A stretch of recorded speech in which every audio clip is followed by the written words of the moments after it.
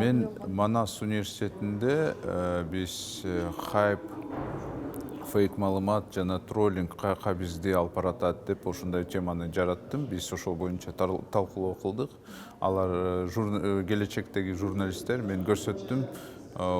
Ушундай бизде азыр современный тенденциялар болуп атканын көрсөттүм. Бул терс таасирин кандай берет экен ошону көрсөттүм.